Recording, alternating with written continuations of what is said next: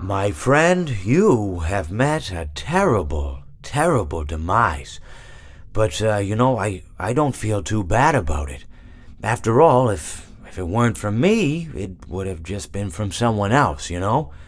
I guess what I'm trying to say is life goes on. Well, for everyone else, life goes on, not for you. You're dead. But that's neither here nor there. It reminds me of one summer day in the park. I was having just a delightful picnic with my good friend Orville. And I said to him, Orville, I have a story. And he said to me, what's the significance of the story? And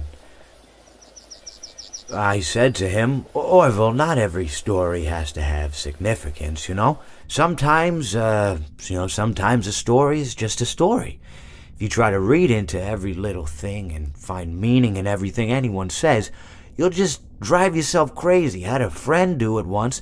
Wasn't pretty. We talked about it for years. And not only that, but you'll likely end up believing something you shouldn't believe and thinking something you shouldn't think, or assuming something you shouldn't assume, you know? Sometimes, I said, a story is just a story. So just be quiet for 1 second of your life and eat your sandwich, okay? Of course, it was only then I realized I made sandwiches, and poor Orville was having such difficulty eating it. Elephants have those clumsy hands, you know? Actually, I suppose that's the problem. They don't have hands at all, do they?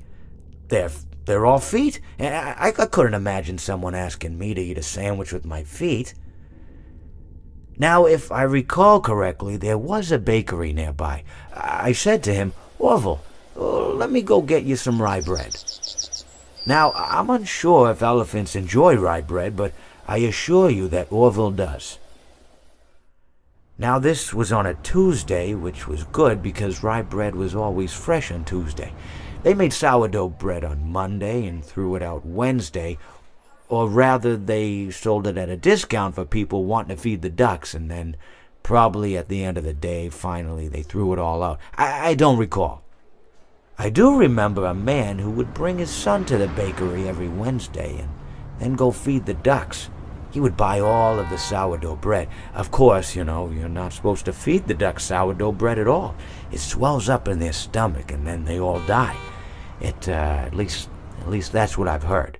I never saw any ducks die myself, but I did notice a substantial decrease in the duck population over the course of a few years. I just never thought to stop the man and tell him that he was killing the ducks by feeding them sourdough bread. And if you want my opinion on the matter, and I told Orville this as well, if you want to feed ducks, or birds, or any kind for that matter, it's best to buy seed. I mean, when you think about it, breads of any sort don't occur in nature. They don't grow on trees or spring up from the bushes. I don't think birds know what to do with bread. What was I saying?